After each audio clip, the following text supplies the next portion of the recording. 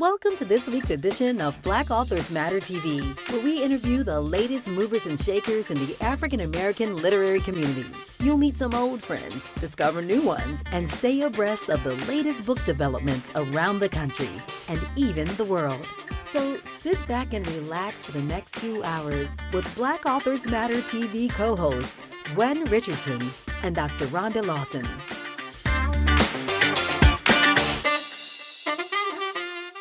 Good evening and welcome to the January 21st edition of Black Authors Matter TV. I'm Gwen Richardson, your host for tonight, along with my co-host, Dr. Rhonda Lawson. Good evening, everyone. And we hope you all are staying warm. I was telling Rhonda, we got snow in Houston, and that is something we hardly ever get. It's like once every 10 years we get a dusting. This one is still on the ground. And y'all don't know how to act. We don't. The whole city shut down for an inch of snow. So that's the truth. But it was pretty. We don't get to see it, and it's cold where you are too, and everywhere north of that. We still have snow on the ground. It hasn't snowed in almost a week, but we still have a lot of snow on the ground. Yeah. Well, Houston. Here we can say it'll be hot soon enough because we get a little bit of break, and then it's hot. Well, I have a few announcements before we bring on our first guest. And number one, the registrations for this year's National Black Book Festival open January 1st. We are already at 30% sold through. Awesome. That's never happened ever. We are twice as far as we were last year. So the point where we are now is where we were at the end of February last year in terms of registrations. So at this pace, we are going to sell out by April. If the pace keeps up, and it is daily, we're getting registrants. So if you plan to attend, please don't procrastinate, because I'm estimating the end of April, it'll be sold out. And once we sell out all our space, we can't, and we do have a build-in for drop-offs. So once we're sold through, we can't take any more registrations. The hotel rooms are already set as well, and we will be, they're $99. If you go to our website and click the logo, it says, click here, and you can get your hotel reservation for the festival. And the Black Authors Matter Children's Book Awards process has opened as well. So that's ongoing. If you have a children's book that came out in 2020, we expanded the years. So if it came out in 2023, well, copyright, 2023, 2024, 2025, you can submit your book. And finally, the 2025 edition of my book on debt-free college will be out in about a week. I'm waiting for my proof to come before I pull the trigger on the whole thing. And so as soon as I see that, it'll be available. And also it will be given as gifts to the students at Rhonda's event, her Black History Month event next month. So having said that, I want to give a little time after this first interview so Rhonda can talk a little bit about her event and give some updates on that. So we're going to bring on our first guest. Oh, we have one book we're giving away, but not now. We'll give it away later. So our first guest is Robbi Renee. And Robbi is under the umbrella of Black Odyssey Media. Her book came out the end of December. It is called Somebody's Husband. And she is a romance author, and we welcome her to Black Authors Matter TV. And if you could unmute, Robbi, so we can hear you, that would be great. Hello, how's everybody? We're great. Wonderful. How are you? Now you're joining us from? I live in Austin, Texas. Oh, okay. Did you all get snow? So I'm from St. Louis. So yes, they got some snow, but it was like a tablespoon. Okay, I know, not based on the same. It wasn't St. Louis snow. I talked to somebody yesterday that called me about snow, or was it this morning? Anyway, she said she was from St. Louis, and she said she understood that when we get snow, it's a big deal. And we got It's a snow in big deal. Houston. Yes, So, yes. We're just waiting for it to melt. yeah, I say y'all are getting excited and don't know how to act. You should see all the snow on the ground here in DC area. Oh, I can only imagine. I don't miss it at all, so I'm not complaining. yeah, yeah. I'm from the East Coast, and so I grew up with it. But it's pretty. But I'm glad we get to see it every 10 years, a little bit, and then it melts and then it's gone. Right. But anyway, Exactly. Exactly. you're going to be joining us at the National Black Book Festival. I saw I that you am. registered. I am. I'm looking forward to it. Yeah, look forward to meeting you in person. And Yes. you may or may not know, Rhonda is the literary correspondent at the festival. She has been for several years. Yeah, so And I do all of the interviews with the featured authors, and I also like to walk around and get to know some of the authors who are on the floor as well. And Nice. so I post all throughout the event, so I can help to promote the not just the festival, but the authors who are a part of it. That's awesome. I'm so excited. I've wanted to do it like the last couple years, and I always miss the deadline. So Well, okay, you well, got I was started telling early this time. Yeah, I was telling the people, well, I was announcing that we're already at 30% in terms of sell through. So we will probably sell out of space by April. And that's a lot of awesome. times, people will wait till June. They figure, okay, I got plenty Hmm. of time. And normally we sell out in July. But this year I don't know. I don't know. It's maybe the more the word got out or people are doing more books. So sometimes people will do a resolution. They want to get out more in 2025 Yeah. with their books. And Right. so, but we're excited about it. And we're having a big Divine Nine push this Yeah. year as well. So that's going to be really, really nice. We're going to do some special things for the Divine Nine authors. And we're inviting the Divine Nine chapters all over the state to Oh, that's attend. awesome. Yes, that's my chapter will definitely be there. So Awesome. What Wonderful. sorority are you in? I'm a Delta. Oh, you're a Delta. Okay, I'm a Yeah, Zeta. contrary to the colors in my background. I know because you're looking real Zeta-ish back there. That's true. You have those Zeta colors in your background. Like Zeta or SG Row, one of the two. No, Well, yeah, Oh yeah, because because of you do have the gold because of chair too. I the see it. chair on the these are side. my It could favorite be colors, but crimson. I bleed crimson. So Oh, it's oh, all okay. good. It's all Greek love.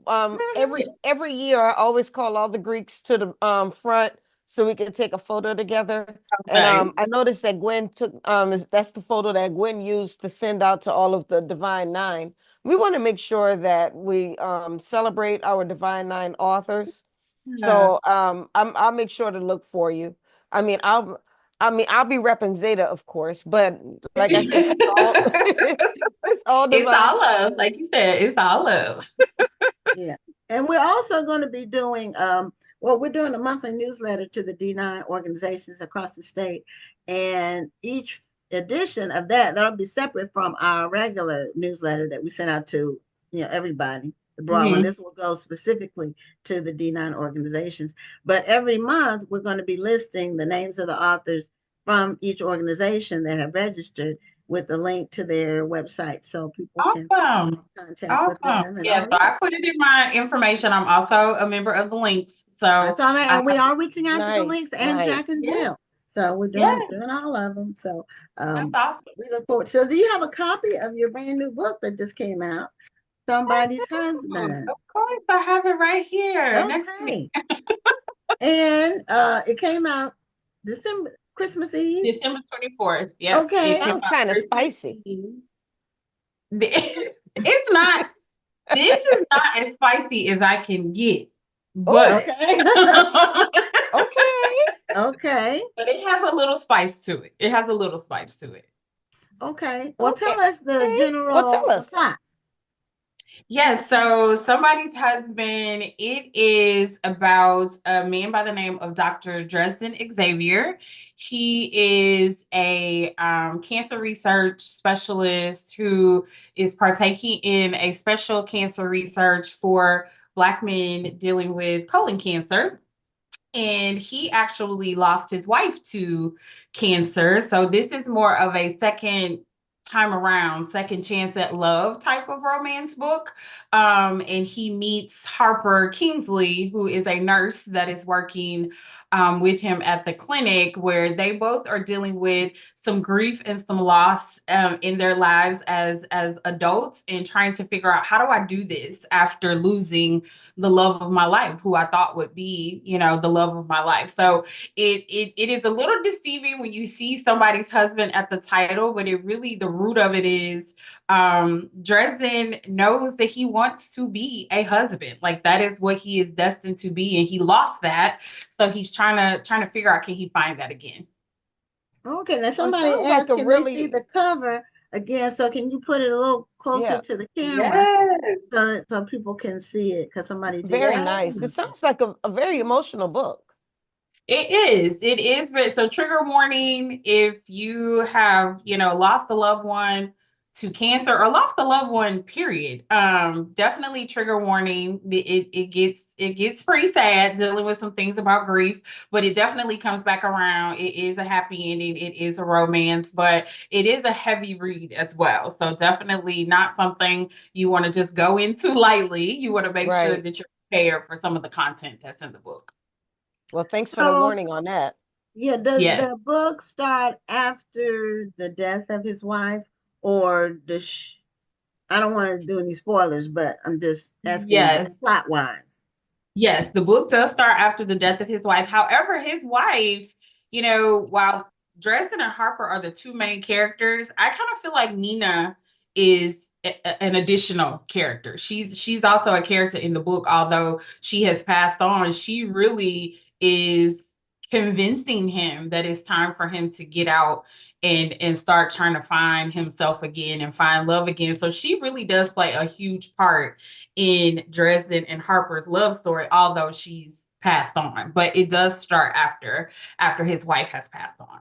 So either her Okay. memory or her ghost Yeah. is prominent. And Well, don't make it sound morbid, Gwen. Yes, not yes. morbid. It could be her It's more of spirit. him Maybe I looking, shouldn't say her ghost, her spirit. Is that better? yeah, he's looking to her as his kind of spiritual guidance, and he, she comes to him in the form of the wind blowing, or different things like that. So he Mhm. knows when Nina is trying to talk to him and tell him, get up, go. Yes, you should go and have dinner with this woman, or you should go and talk to her. So Nina definitely plays an important part in the book as well. I think this is a great book for widowers. I think a lot of times the attention is given to widows and women in particular, and sometimes we forget that men who have lost their wives, who were possibly the love of their lives, they don't easily get over that. Absolutely. When I first moved to the DMV, I was introduced to a very attractive man, but he was a widower. And not only was he Mhm. a widower, his wife had died like just about a year before I met him. I Oh, knew wow. this man was not ready to date. He was not That's ready to right. date at all, but he was trying. And then as soon as he started to get a little bit close, he pulled back. So I was like, okay, that's enough of that. We can be friends. Yes, But yes. no, It's you're not gonna put me through the emotions because you're dealing with your That's emotions. right. There's definitely a process. And I think I did a IG live talk, I guess maybe a couple weeks before Christmas, with a Hmm. friend who's also a therapist, who also is the wife of a widow.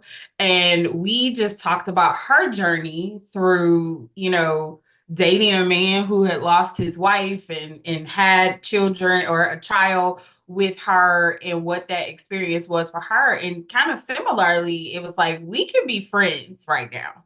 And they kind of Hmm. circled back to each other later on. But he wasn't ready. And then when he was ready, the time just came together, and they were able to, get together, and now have been married, I don't know, 10 years, I think. That's good. That's So good. yeah, so it happens, definitely. Yeah, it just takes patience. It takes patience, absolutely.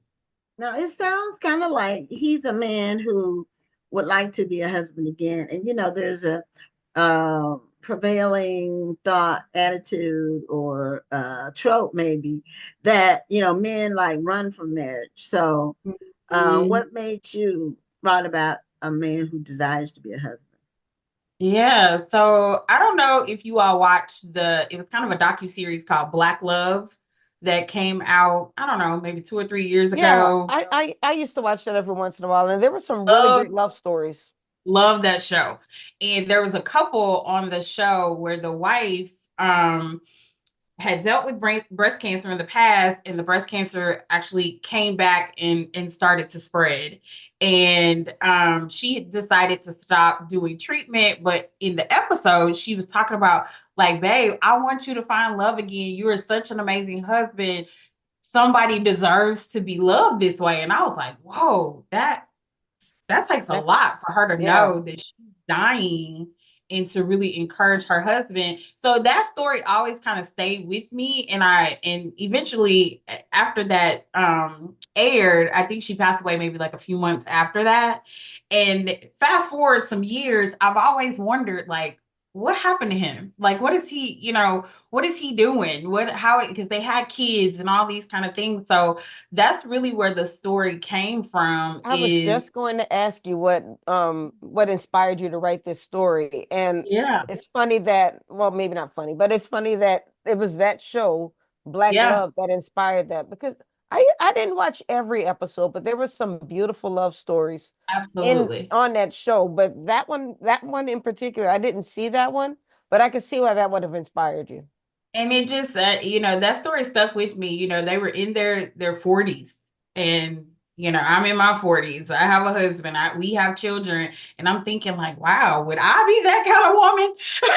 If Right. if God forbid I was dying for knowing that I'm dying, and would I be that type of woman to be like, babe, you deserve to have love and to find your next true love? I don't know. So it was very interesting to actually write about it and see the journey that Dresden had to take. And even Harper in this story, she's kind of dealing with her own type of grief. I don't want to give any spoilers, but she's dealing with her own type of grief with the loss of a loved one. So they're also trying to make sure, are we just like swapping grief? Are we just Mm. together because we're both, dealing with grief in our lives around the same time? So they really had to explore that too, to determine, am I just jumping into something just because we both know what loss feels like, or is this truly love for us? That's a mature question. It That's is. a very Yes. mature question. Yes. Mhm. And they're in their mid 40s. They had to have mature conversations. They're in their mid Right, 40s. So, right. They're not kids. Um, there was an episode of Law and Order where Law and Order, the original Law and Order and the earlier seasons, like up to maybe 12 or something like that. But anyway, there was an episode about a couple that met in a support group for the relatives of 9/11 victims, the people mm, who died in 9/11. And it ended up turning out to have a twist at the end. But they met in the support group, and I get if you're grieving about another person, I'm wondering if that's enough to hold. It's a commonality, but is it enough mhm. to hold the relationship together long term? Right. And I don't think it is. And I think I that's think you have to have what, more than that because that's gonna yeah, eventually fade. Not, absolutely. you'll grieve your loved one, but in order for you to be with somebody else, it has to fade. Somewhat. Absolutely. You can't, trying And to they trying to really, do on the rebound. That's like being on the rebound if you're just trying to separate. Right. exactly. You know. Same thing, just a Hmm. little heavier than just losing your boyfriend and he went off and Right. found somebody else. But Right. and they do explore those topics in the book of making sure, like, do we even like each other? And they actually Mhm. did. And it was very like cute and flirtatious. And that's what I really liked about it, because Dresden had been with his wife since they were in college, in their Hmm. 20s. And Mhm. now she passed away in her early 40s. So she was literally all that he knew in terms of a woman. So even Right. looking at this woman, like, she's nothing like Nina. How can I even be attracted to her, like her, any of those things? Because she was nothing like his deceased wife, and he really had to kind of go through and explore those things.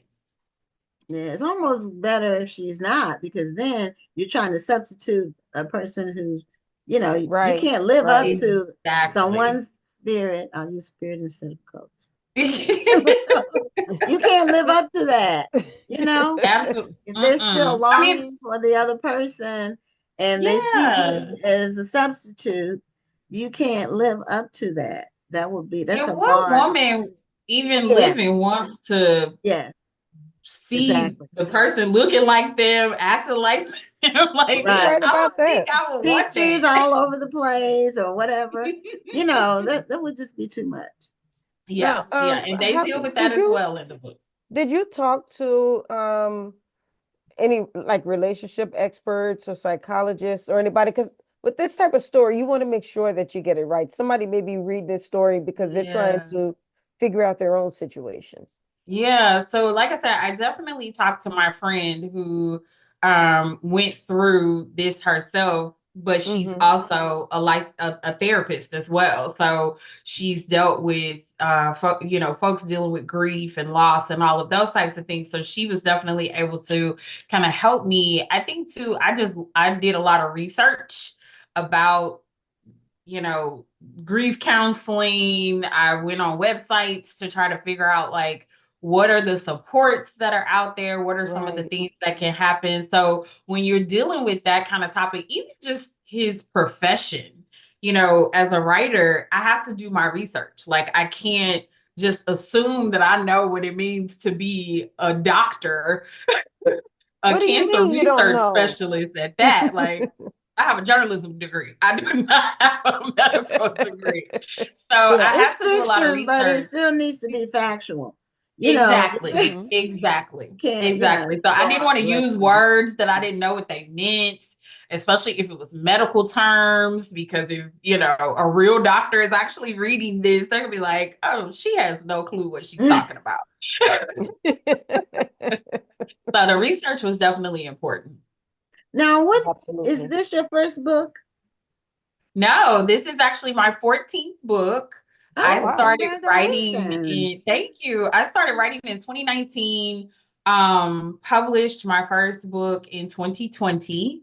You've written And 14 books in less than 5 years? I You are know a that's, writing somebody. It's Mhm. probably that journalism in You are. you.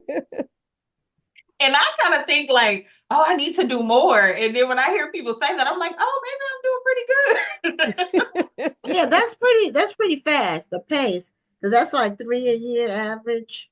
Yeah, and that's about right. I like to do about 3 to 4 books a year if I can. Last year was a different year, so I'll have to catch up this year. But I started writing in 2020 just as a challenge to myself, actually. I joke with people and always say, I was either gonna be an alcoholic during COVID or channel that energy in some other kind of way. Well, we're So glad I you chose channeled the it in latter. another way. I chose the other way. And I joined kind of a writing group with a group of other Black women, and we wrote a holiday series of short stories. All of us, our first time publishing a book.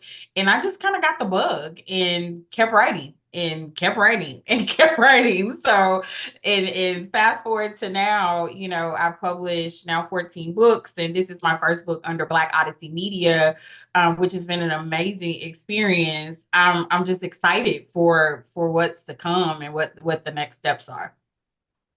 Okay. Wow.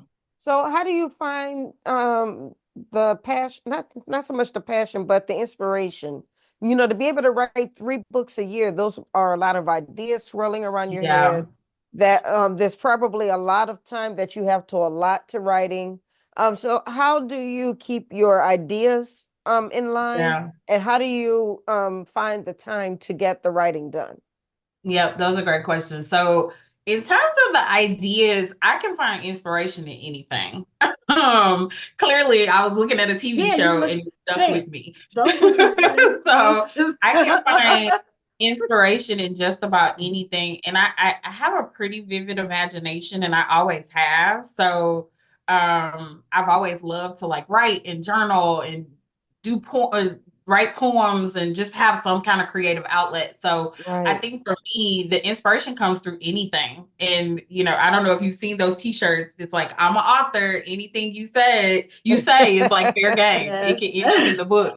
So my Yes. friends are like, oh my God, we, took a girls trip and suddenly I see things that happen at our girls trip in a book. Like, so stuff, I could get inspiration anywhere. And I think in terms of like how I keep it all together is I give myself time between books. I award myself with being able to read books of my favorite authors. So I take a break so I can kind of turn my brain off and fangirl on the people that I love to, read their books. I'm an audiobook lover, so I can listen to audiobooks. Thank you. Finally, another audiobook lover on Yes. this show. Yes. I keep telling people audiobooks are the jam. They don't want to listen to me. And if you have the right narrators, yes, it makes you feel like you're in a movie. Yes. Okay. Like you are literally in a movie. If you have the right narrators. Now, a narrator can make or break. They can make I was at the gym today and I was listening to an audiobook, and this is actually a British audiobook. So you have to get past the accent, but it made sense because the story takes place in England. So it's best to have a British narrator. But I'm enjoying the story so far. Absolutely. And I used to do audiobooks like spiritual, self-help. I would do those in audio anyway, because I like to write down and kind of that makes sense. But then when I listened to my first romance audiobook, I was like, oh, this is the life. Like sometimes when they get to the sex scenes though, I gotta turn it down. I'm like, somebody might be hearing me. You definitely need headphones. Yes. You can't turn it up too loud in the car. You pull up to the gas station, people like, whoa, what are you listening to?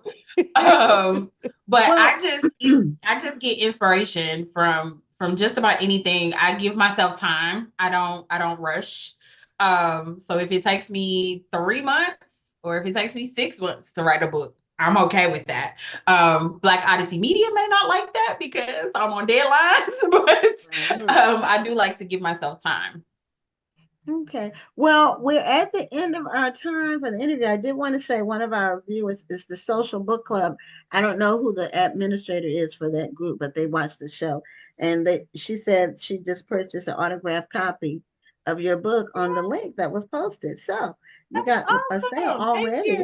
At least one. Yes, I will be met. Well, I couldn't get out the house today, so I'll be mailing all the things. If we can get out tomorrow and the streets are clear, I will definitely be putting all the books in the mail. Okay, well, show us the cover of the book one more time. Yes. Somebody's Husband by Robbi Renee. And you can get it everywhere books are sold, including Target. I'm so excited. I finally got to see it in Target. So I'm so excited. Well, we will see you in October at the National Black Book Festival. Yes, and thank you so much. I hope you sell a ton of books. I hope so too. Have a good one. Thank you. Bye. Okay, have a nice evening. Thank you. Okay, Rhonda, I wanted to give some time so you can talk about your literary event coming up. Sure. It's coming up pretty quickly. It come up fast. I can't believe it's like a month away. Yeah. Yes, it's absolutely 1 month away. So it's the Black History Month Literary Weekend. This is my 9th annual Black History Month Literary Weekend, and I'm super excited about it because it's going to be our biggest one yet. Even though the 10th year is going to be even bigger. I'm not even getting into that one right now, but it's going to start on February 20th. We're going to have a books and wine event at a Black-owned winery in DC called Urban Grape DC. Now that event is already at capacity. We've already reached capacity on that one. So I'm very excited about that. And we reached capacity probably 2 weeks ago. So that's awesome. And now on the 21st, we're visiting 2 middle schools in Bowie, Maryland. And then after we visit the schools, we're taking the authors over to Barnes and Noble where we're going to do a Meet the Authors event. So we're going to do a small writers workshop. And then after the workshop, the authors are going to disperse throughout the bookstore and they're going to be signing their books. So this is a great time to purchase a new book, meet the authors, take pictures, and then learn a little bit about writing as well. So I'm excited for that to happen. We actually have not reached capacity with that one, but we have over 100 registrants for that one already. So that's amazing. I took capacity up to 200 for that one because I really want to pack the bookstore out. They've been really supportive of us over the past couple of years. And then Okay. on the 22nd, we're having the Ivory and Cream Affair Literary Jazz Brunch. This is going to include a comedian host, comedian Christopher Columbus, who is the founder of the Greek Comedy Tour, which is a comedy tour full of comedians who belong to different fraternities and sororities of the Divine Nine. So we'll have the comedian host. We have a live band, and this is a full 10-piece band with backup singers and a lead singer and a full orchestra. They killed Oh, it. wow. We actually went to see them during the Christmas holidays perform. I hired them right after that. I was like, okay, let's sign this contract because I need you guys at my event. Oh, So wow. so that's going to be amazing. Our guest speakers are going to be Nalena Kai, who's going to be on the show tonight, Okay. and also Dr. Regina Jennings, who has been on the show before, but she's a member of the Black Panther Party. So we're very excited to have her. And then we have 12 different authors coming from as far as California to as close as Virginia. So they're coming from all over the place. We have folks coming from Chicago, Atlanta.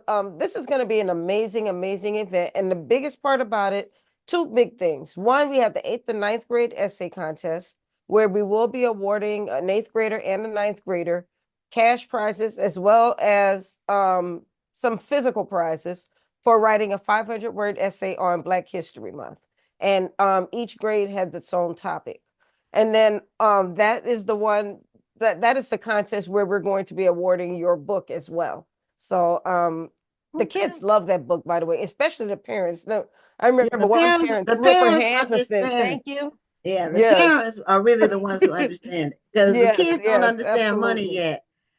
They still think it grows on But you trees. know, the thing is, I mean, even though the book they might be a little bit younger, it's good for them to prepare for college early Yes, because that following year they're going into high school. They need to know what to expect, and they yeah. can't wait until they get to their senior year to start preparing for college.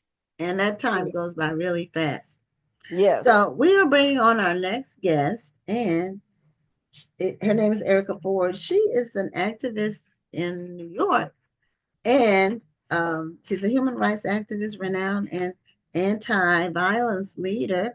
And in addition to that, she has an amazing natural afro.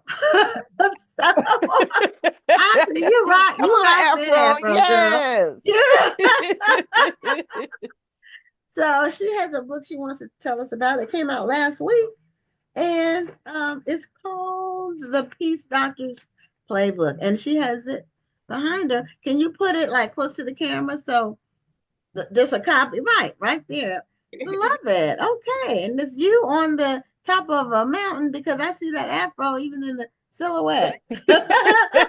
Right, that's right, that's right. So welcome to Black Authors Matter TV.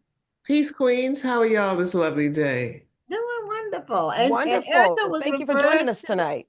yeah, Thank she was you for referred to having us by Doris Allen, who's been on the show a couple of times. me. Yeah.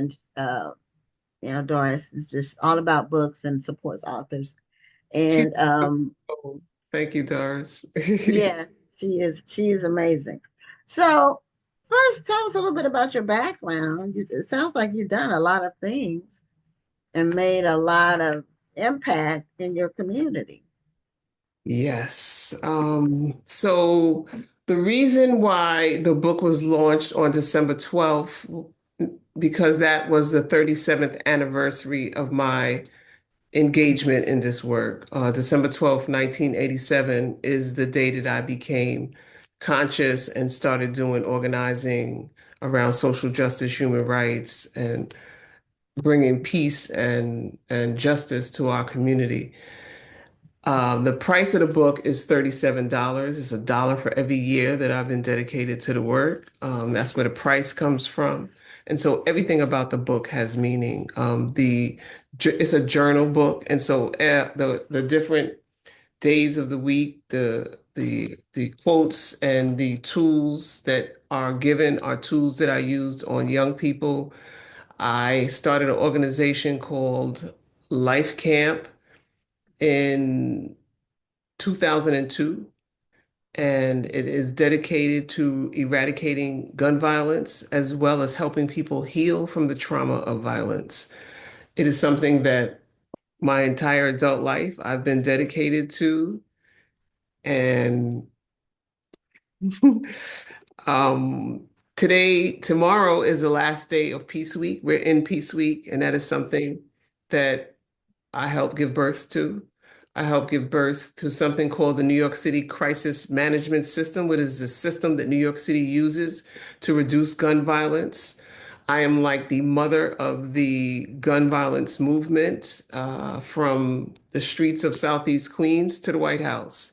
I've helped lift up systems and lift up individuals to help make peace a lifestyle. And so understanding that violence is a disease, helping people look at it just like when you go to the hospital. You go into the emergency room and they put you into the right room for care. They connect you to the right doctor for the care that you need or take further tests, et cetera, et cetera. That is what I've been doing for the last 37 years, across the nation, across the world, actually. But I'm just a humble servant. So are you New York, born and bred? I was born in California. Oh, And my mother, after my father died in the Vietnam War, moved here because, she's from Panama. And so a lot of her Panamanian sisters and brothers were here in New York. And so she came here to have support. And so we've okay. been here ever since. And I was like 2 when my father died, 2 or 3 years old. Okay, so basically you're a New Yorker. Basically in New York. Yeah, Rhonda and I were there for the Harlem Book Fair in September. Yes. Ah, straight ahead. Yeah, we Yeah, we Well, had a good y'all time there until it back. rained on us. yeah, Oh, we yeah. got rained out, but it was going well until the rain, until a big gust of wind. This is how I describe it to people. We had our tents, and it was almost like a movie. A big gust of wind just like came through and lifted 6 or 7 tents off of the Yes. ground, and Yeah. they went like 50 feet over. And I, then I a remember minute later, it poured, like the rain just poured down. after they took the tents off of your top, right? Yeah. And that is why we look. And so I just opened up to a page, and the page says, adopt the mentality that challenges are happening for you, not to you. See? So Okay. the New York wind wanted to bring the rain to wash away some poison that was spreading around you. You know what I'm saying? And they wanted to clean it up so that when you left New York, you was right on, right? So that's what. We were wet, but Yeah. but I was prepared. I packed my raincoat, my rain jacket, because I had been looking at the weather the whole time, like the week leading up to our trip. And Right. it was sunny every day, except that day it showed 50% chance of rain. So I said, let me pack my Yeah. rain. Well, we knew it was going to rain, but we thought it was going to be a little Right. sprinkle because Yes. it sprinkled for a little while and then it stopped. We just Yeah. weren't ready for that hurricane. Downpour. The downpour with the wind. We weren't ready. But you do what you have to do. Yes, Yep. yes, yes. That's what Black Queens, that's what we do. You That's have what to do. we do. And we made it work. And people were very nice. Yes, They were yes. very nice. And I actually met someone that I grew up with that just happened to be in New York that day, that I That, grew up with in Newport News, Virginia. That's how small a world it is. And she yeah. And walked by our tent, and I recognized her face. You know how some people, if we don't change a lot, our faces. When I right. say we, I mean the Yeah. melanin, and so our basic face stays the same. So Yes. I recognized her, even though I hadn't seen her since we were in high school, and it was just funny the way that happened. So tell us a little bit more about your book and what was your goal, your objective when you sat down and said, I wanted to do this playbook. Last year I almost died.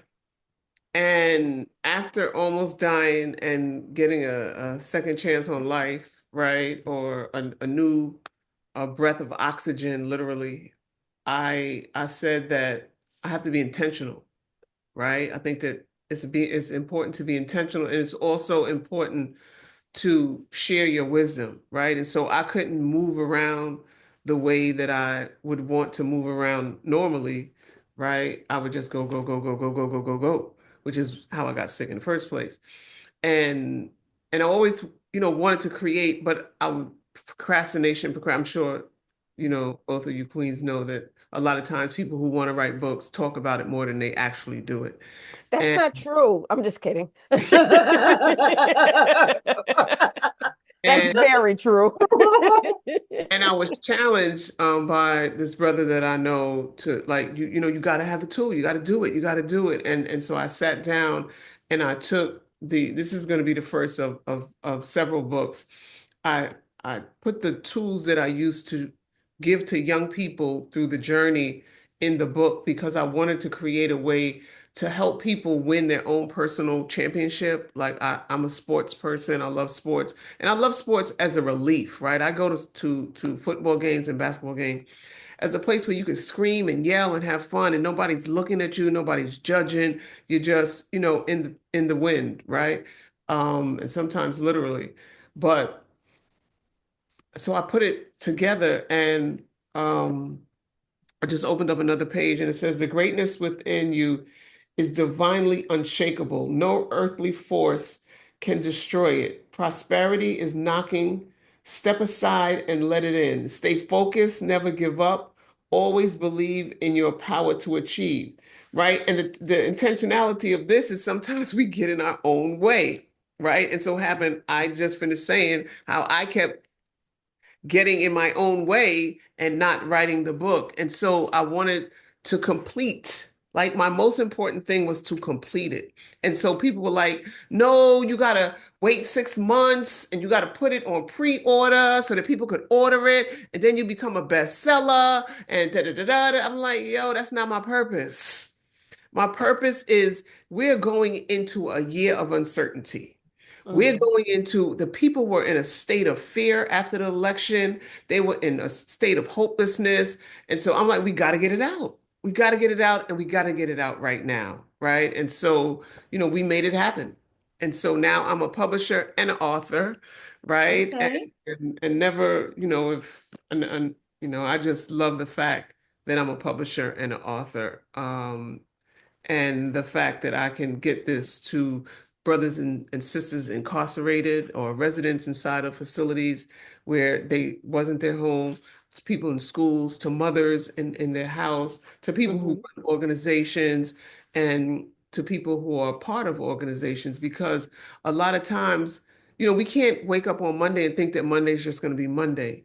We have to be intentional about all the 24 Absolutely. hours in our days and all of the things and people who we bring into our cipher. And so that's the purpose of this. This is why I did this, so that I can begin to share my wisdom that I learned for the last 37 years.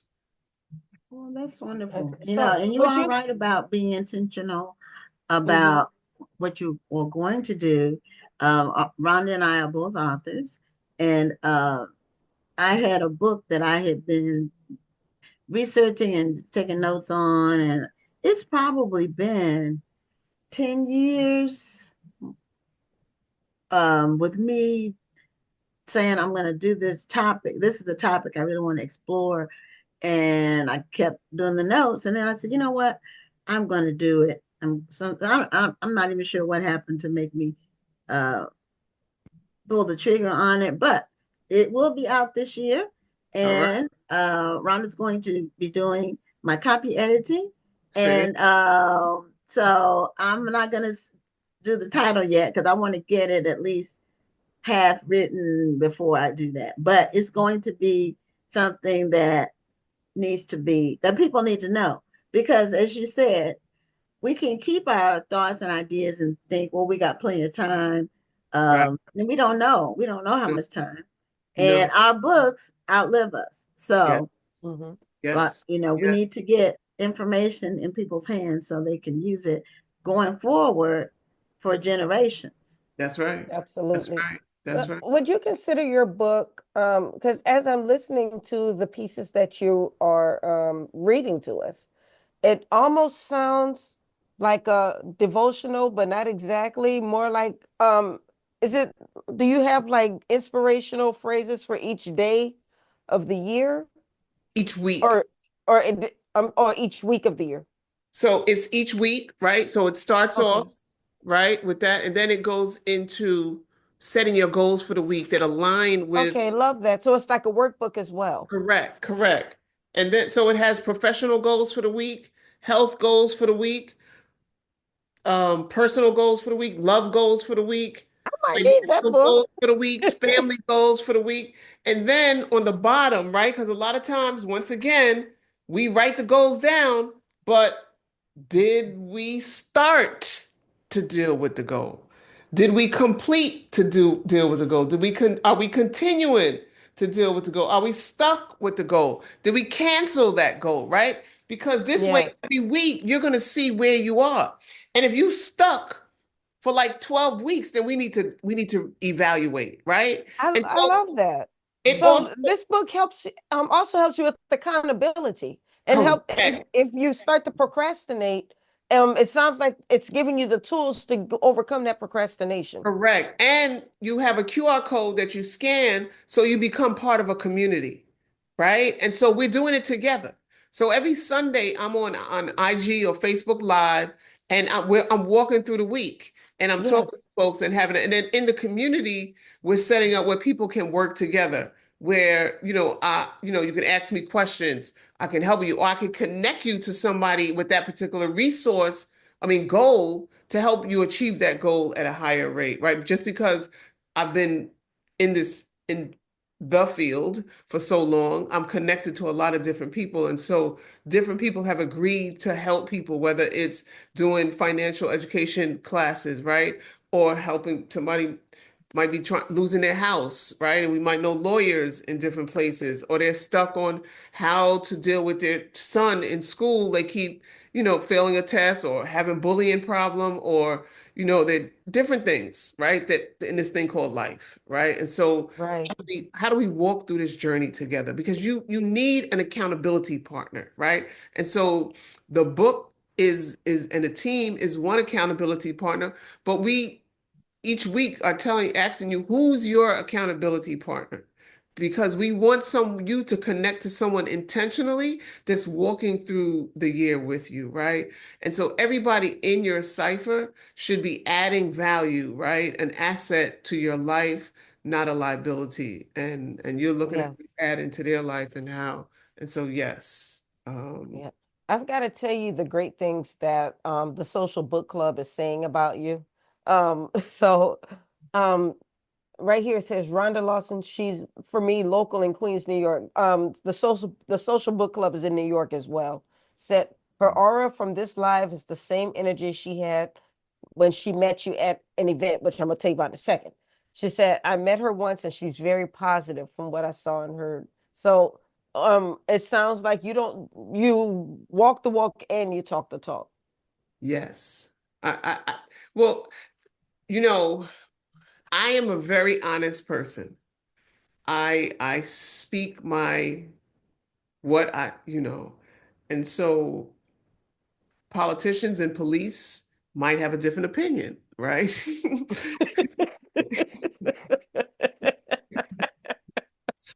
an individual that is not of righteousness might have a different opinion. But even that, like Deepak Chopra coins me the angry peacemaker, right? Ooh. And the reason why is because, which is like you see my hands out. When I was in elementary school, I used to get in trouble in class for talking too much in the third grade, all up, right? Well, yeah, so did I. And you and we talk for a living now, right? So they didn't know Yeah, that's what they, it was helpful. We just they, didn't have to channel it somewhere. they Yes. didn't know how to cultivate our greatness. But what they used to do was have me stand with my arms out like this, right? Which is one of the reasons why the book cover. And if I dropped it, they would hit me with a ruler, right? And so I was getting corporal punishment for what I thought was expressing myself, right? And so and I was already angry, my father died in a war that we didn't have to have. And just all of it. And then I had to fight. Why am I fighting to get young people access to quality education, quality health, not get beat up by the police? Why do I have to fight? Like everything was a fight, fight, fight. Right, right. And so it brings on a certain, when you're fighting all the time, one, your body doesn't know whether you're really fighting or not. And that's what happened in terms of illness for me. My eosinophils started to come at a large number, right? Which is your white blood cells. And it took over my body.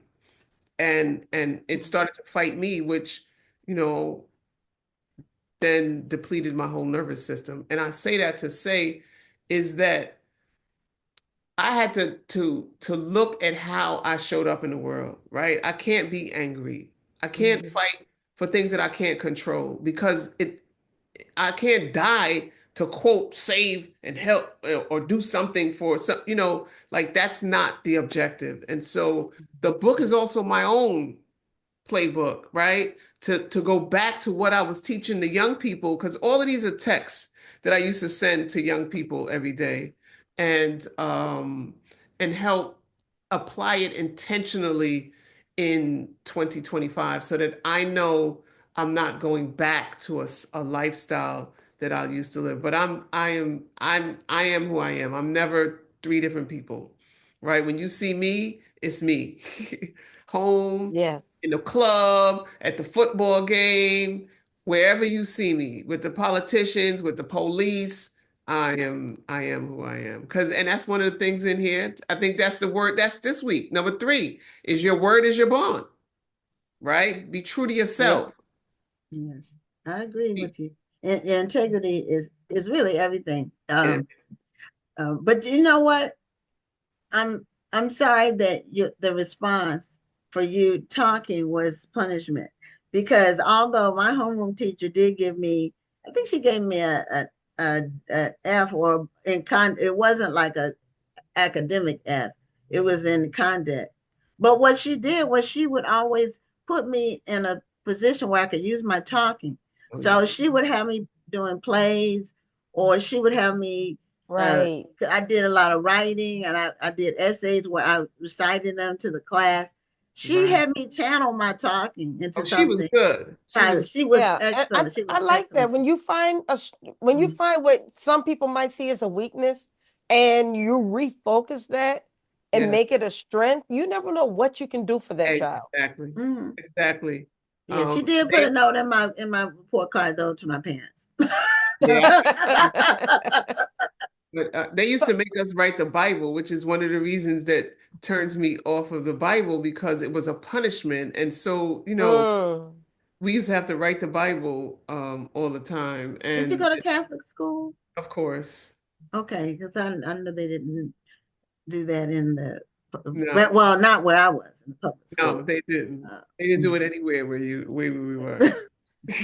And yeah, we mother did recite taught, the Lord's Prayer, but we didn't study the Bible in school. right, Mhm. right. Yeah, they Oh, did. my daughter went to a Catholic school, so they had to go to mass. That was like part of the curriculum. Yeah. Okay. Yeah, my daughter, she didn't go to Catholic. She went to private Christian. So it was part of their curriculum too. But I was in public school. So Yeah, I yeah. used to get tortured. Now, Oh, as an adult, I know that it was corporal punishment. well, there's a lot of people in the chat who seem to be in that same club of talking too much when they were in the 3rd and 4th grade. No, I will not Having to talk in write, I class. will be quiet 100 times, or I will Yeah. not talk in class 500 times. Yes, yes, yes. You have to write all of that. Yes, yes. Wow. Wow. Yeah. Well, a lot of us have that experience. That's better than having to hold your arms out and being hit with the Yes. A ruler. ruler. That's Right. writing is better. But yeah, it's all kinds of ways. Teachers, I don't know what they do now.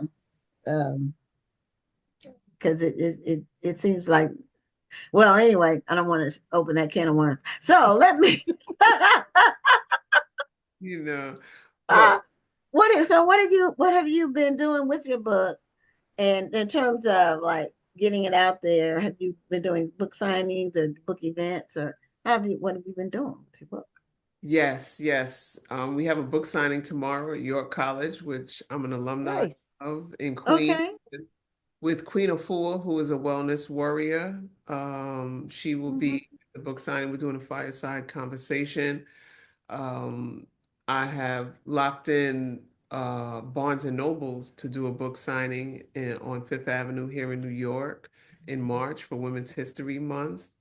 Okay. And I look to do, because of my work, I'm going to be doing book signings with some of the different violence intervention folks from around the nation and some of the churches that I've been working in. We did New Birth, Pastor Jamal Bryant's church in Atlanta, Okay. Georgia. And then one of my young people and I'm doing that intentionally. One of my young people, because that's what I went to Atlanta for. One of my young people who is the reason why a lot of the quotes took place, right? And a lot of the gray hairs take place. He's now a business owner. And so I went to do a book signing at his store to show the transition, to show that the stuff works, and what we pour in, and to pour back into him and continue to work with those who are the success stories in the work that I've been doing for the last 37 years. Okay. What was the bookstore in Atlanta? It was a church bookstore. Oh, okay. Okay. It Because was we've that, had some of the bookstore owners on the show that you we know, in I'm Atlanta. coming back to do the actual bookstore in Atlanta. And they're my team is coordinating. So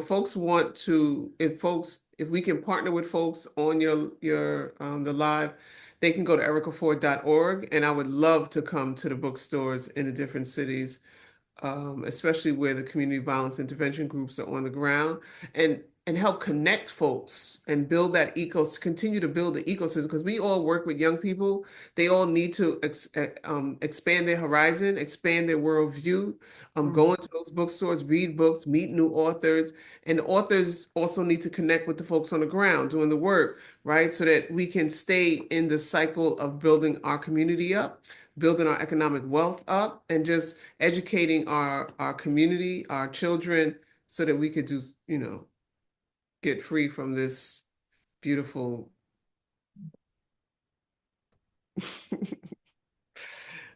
I won't say anything else. You didn't Okay. have to. You didn't have to. Okay. Well, we It's want just people. a day away.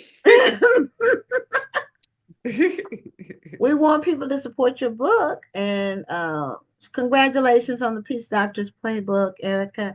And thank you for all of the work that you're doing and your commitment, your passion, and your tireless efforts. But be sure to take care of yourself, because guess what? If you don't take care of yourself, you can't take care of others. Fact. That you're So 1,000%, very thousand. important. I definitely am. I definitely am. Yeah. Intentionally, right? Intentionally, I am. Yeah. So, ericaford.org, folks Okay. can get the book, folks can sign up to bring us out and do a book signing in your community.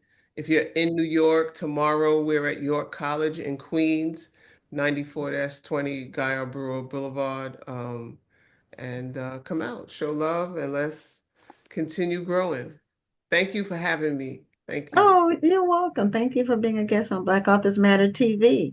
Yes. And if you see Doris before I do, tell her I said hello. I will. I will. She's my girl. So, all right. Take care and have a great evening. All right. Bye-bye. Thank you. Thank you. God bless. Bye-bye. Bye-bye.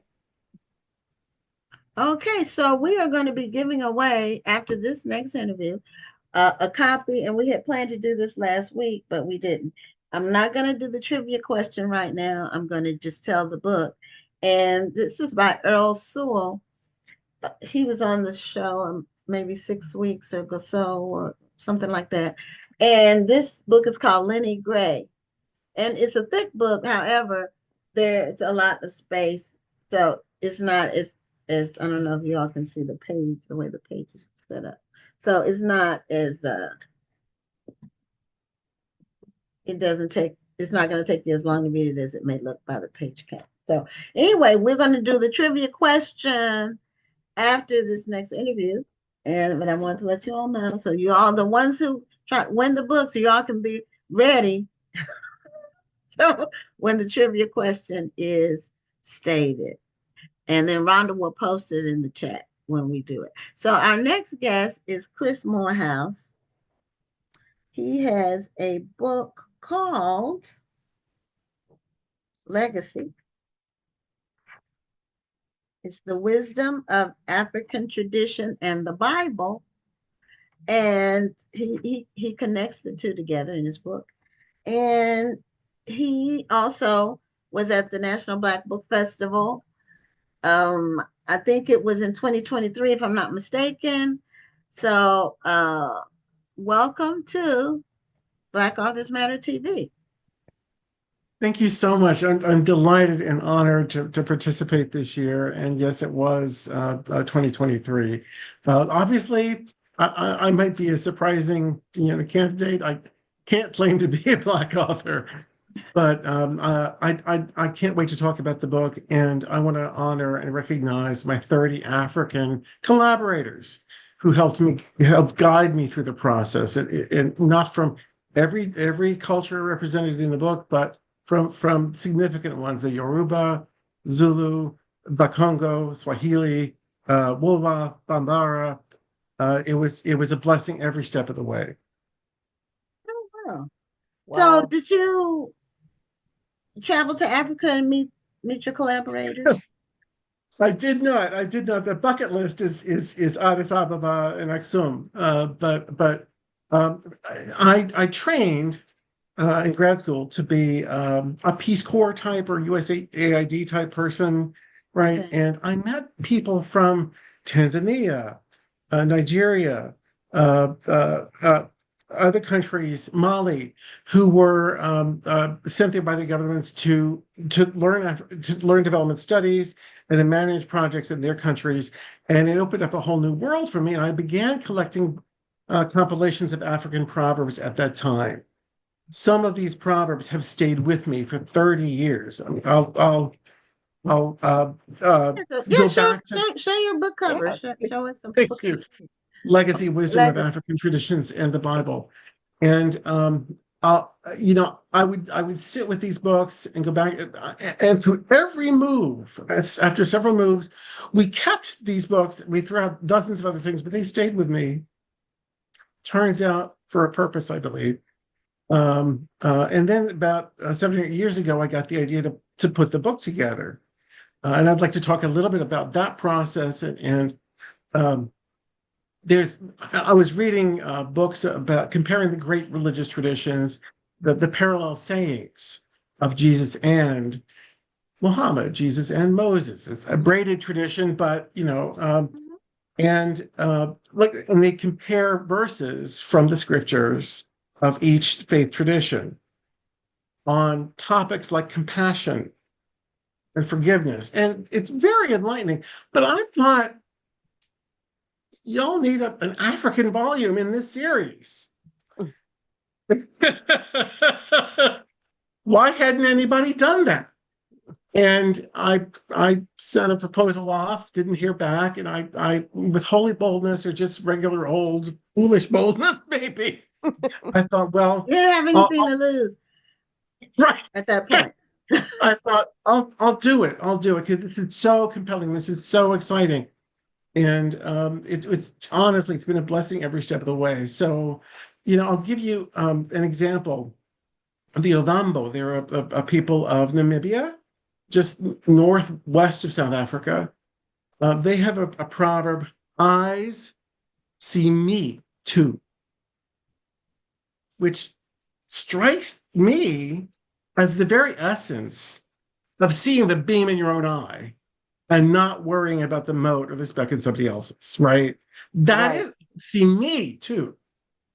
That reflects the humility that is needed to for any kind of spiritual growth, focusing on yourself.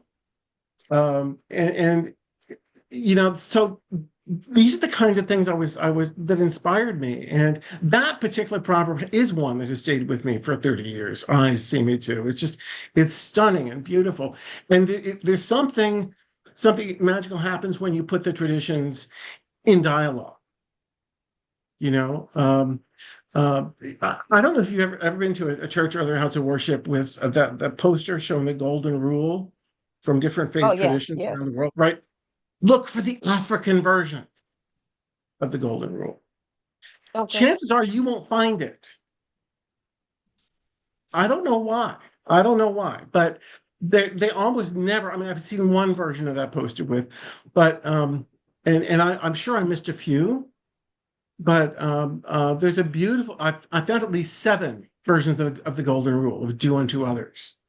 And there's a beautiful version of the golden rule from Madagascar in the Malagasy language, which is if you know what hurts yourself, you know what hurts others. Okay, yes. And so That is the similar. whole idea of do unto others. It's a different idiom, right? It's in a negative kind of context. So the 30 African collaborators I worked with helped guide me in several ways. I asked them to corroborate, is this really a proverb in your culture? I submitted to them the proverbs I intended to use from all the compilations of the books and websites I consulted. Is this really a proverb? In some cases, no. So I disregarded them.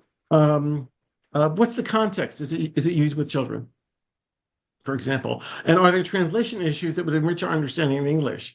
And I had 2 lovely, wonderful collaborators from Madagascar.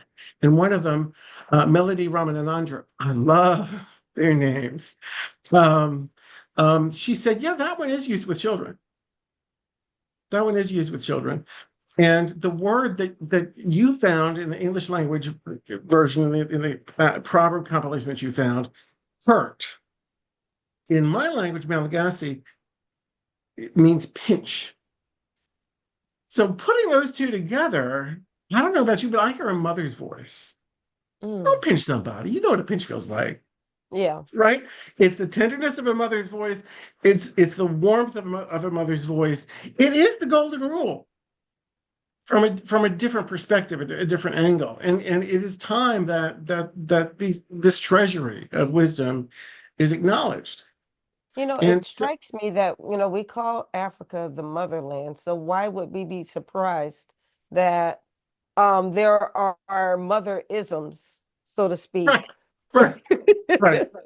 And so I'm glad that you're bringing those to light, because we don't always hear. We always hear, if you want to go fast, go alone, or if you want to go far, if you want to go far, what is it? If you want to go fast, go alone, but if you want to go far, go together. That was in the most recent Lion King movie. Yes. But I actually heard it before the Lion King movie. Yes, way before the Lion King movie. So it shows they used, they consulted. There was another one. There were a couple of I'm gonna forget now, but losing the way is one way of finding the way. Losing the way is one way of finding it, which is a beautiful paradox. I can relate to that. Yeah. Amen. Right? It's sort of like making a mistake is how you learn exactly what you shouldn't do. Exactly. Right. And I paired that with all things work to the good for those who love the Lord. Right? If you are trusting God, if you're trusting God, that God is with you on the journey, you can learn from getting lost, That's right? true. Now, with your collaborators, I have a question. Yes, Were ma'am. you working with them on written? Because I know the oral tradition is very prominent in African cultures, tribal cultures, and in African American culture, because a lot of our traditions and our stories were told orally before we started having the ability to write them here. But were you getting a combination of the two, oral and written, in terms of what you were hearing from these different collaborators in the cultures and the What proverbs and what you obviously they're it's tricky. They're all oral, but we're all working in written media. I went to a gig work platform and posted, looking for Yoruba writers to give me background on Yoruba proverbs. But the outpouring, the graciousness of, here's another proverb for you. Here's another verse for you. And my publisher had original content restrictions, which limited the quoted material, but which included both proverbs and verses. So, but I was really touched by how moved they were and how excited they were by this project, because there's nothing like this in our country. Right, because the legacy of colonialism was, nothing important happened before we came, right? And so these proverbs persist in their cultures, but the traditions are being eroded a little bit by modern life. But it was just, and sometimes you find versions of the same or similar proverb from different cultures, maybe neighboring, but maybe, or sometimes distant cultures, which I infer they travel, right? They resonate with another people who pick it up and say, this is meaningful for us too. So it gives you, there's a wealth there to ponder and contemplate and inspire. One thing about some of the collaborators had special resources. A couple said, "Oh, I have access to the National Library." Great, you're in. Another said, Another said, I mean, they brought with them not just the enthusiasm and support, but some of these special access. And one said, "I have access to a royal family." Okay, thank you. Yes, please. And one said, "I have access to rural women." And these are all keepers of the knowledge, right? Mhm. And so, it was a blessing every step of the way. Now, what is your background and what led you on this path? I know you said you had started with the Peace Corps, or you did some Peace Corps travel work or something. I don't want to misquote what you said. Yeah, in graduate school, I pursued development studies with a focus on Africa. My undergraduate major was French, so I thought I could do Francophone or Anglophone in Africa or both. But even before that, I mean, when I may have been 11 or 13 when I sent away for records. Do you remember those? LPs. Teach yourself Swahili. And Oh, right? I was just fascinated by these cultures, and I wanted to learn everything I could. so this was before YouTube for Yeah, those who were this Gen, is was it ancient video? history. Yeah, yeah, And, yeah, yeah, this is yeah. for YouTube back in the ancient times, like my daughter says. Not ancient times. Right, That's what she'll right, say. That's before the but internet. That's ancient right. times to her. But anyway, but so yeah, they did used to have those. I remember seeing ads for those, like in Ebony or Right, Jet or one right, of the black magazines back in the day. right, You could right, teach yourself right, languages with vinyl. right, right. So I don't know what inspired me, but I wanted to learn as much as I could about So did these you different learn? Were cultures. you able to learn? Were you able to use it?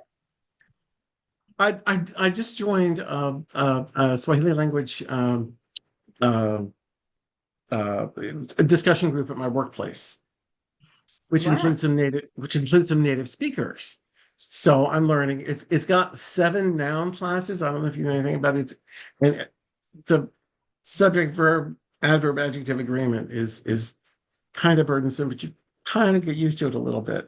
The sounds, there's no clicks, there's no nasals, you know, the sounds are really easy for an English speaker, but it's the 7 noun classes.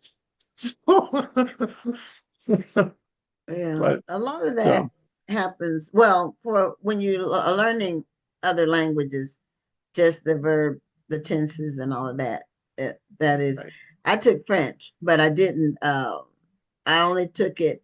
I was good at it too, but it was just an elective. I was never planning to go to France or anything like that. Or well, I at plan the to. time, I would love to go. I haven't been, but at the time, that was not my plan. It was just an elective, and I think we had to take some French, and then I took it as a course, as an elective, and I was good at it. I was good at the subject verb part, the tenses, and all of that. So, but I couldn't. I only know a little bit of French, so only a Well, tiny bit. But Rhonda lived in Belgium. Do they speak French in Belgium? Rhonda just went yes, off. She just clicked off. I don't know what happened. in the southern Happened in part. her collection. In the southern part of Belgium, because she spent, I Yes. think, 5 years in Belgium. She said Wow. she was in the military. Oh, She's retired military, so she'll probably pop back on. I think she might okay. have lost her connection because she froze up for a minute. You know her, and that's sometimes when your internet, Sure. sometimes your That's modem, that's fine. the Wi-Fi doesn't cooperate, and so um, now when did your book came out in 2023, the year that you came to the festival, That's right. Yeah. and so what have you been like what have been the venues and the events and the places that you've gone to talk about your book?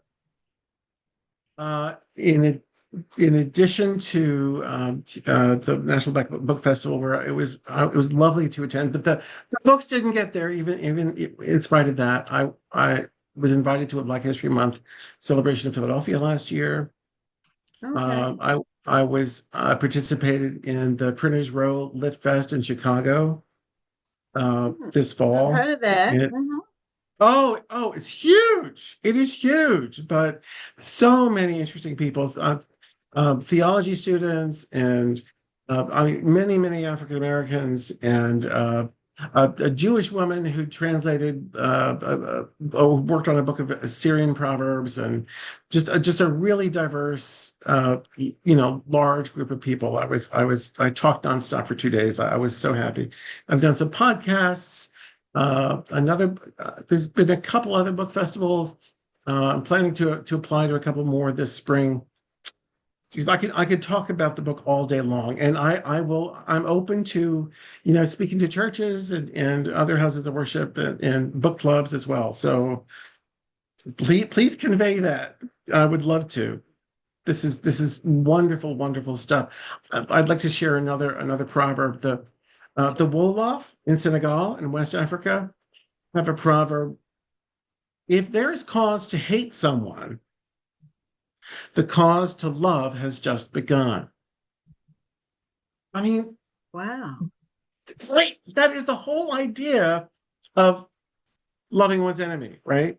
Yeah. That is what Jesus taught. That is to see everyone as a potential friend, Yes. right? I've never heard a more beautiful expression of that idea than from the Wolof. So it's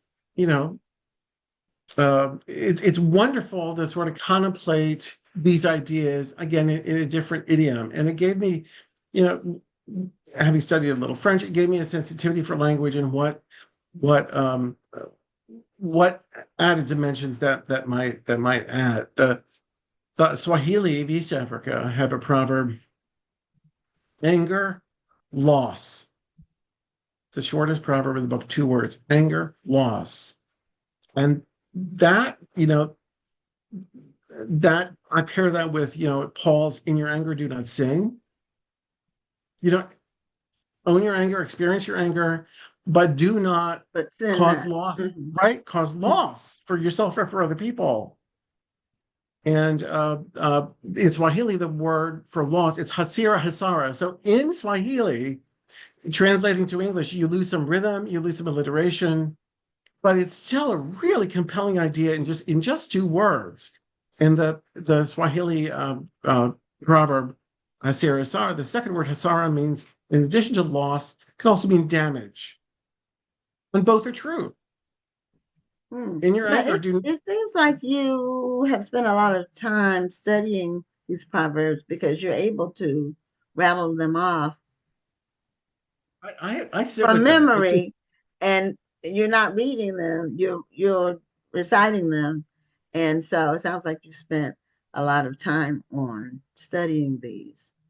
I did. It was very enriching, and they have a way of like sinking into your soul. Mhm. Now, when you said you work with the collaborators, were you meeting them online? Is that how did you meet them? Like, how did you connect I met with some them? of them online. Yes, Okay. yes, and just submitted. Here are 4 proverbs from the book. Can you corroborate them for me? And tell me the context, and tell me, are there any translation issues that we should be aware of? Okay. So, could not have done it without them. Because some things do get lost in translation, or the Yes, translation is not precise. It's not right. exactly, and that happens in all languages. Now, did you study? You said you studied French? Did you Yes. did you study any other languages? I can get by in some Romance languages. I attempt a little bit of Russian, a little bit of Japanese, and and my goal is to learn how to say thank you in as many languages as possible. Okay.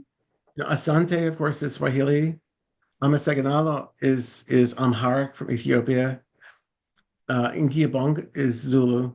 So Okay. thank you gets you Well, a you long know way. French, merci. I know that. And let me see. What's thank you in Spanish? I know please is por favor. Gracias. Gracias. Yeah, How could I right. forget? 'Cause, I'm surrounded by Spanish speakers in Houston, Sure, sure. So this, in fact, my neighbors are Spanish. One's from El Salvador, though, not, because not Spanish speakers are in a lot of different countries, not just Mexico. Oh, completely, So, completely. yeah, so, My goal would be I really would love to get the book translated into French, Spanish, Portuguese, because with English, those are all the official European languages of Africa. And for a while, I was working with a lovely Afro-Mexican lady who was willing to take that on, but she said, "There's nothing like this in my country," which I heard from other collaborators too. There's nothing. This doesn't really exist. I mean, the closest that comes to is in the early '90s, Archbishop Desmond Tutu wrote the African Prayer Book with parables and liturgies and poems and some proverbs, but not paired with Bible verses. So this is the missing volume in that series, or at least I hope it is. I'm sure others could build upon it, and I hope they do. now you're, rather than talk about countries, African countries, you talk more about African tribes or people because they're not all necessarily concentrated in one of the African countries. The legacy of colonialism was these artificial borders split, Yes. related peoples, right. So, but except for Madagascar, you did talk about that connection.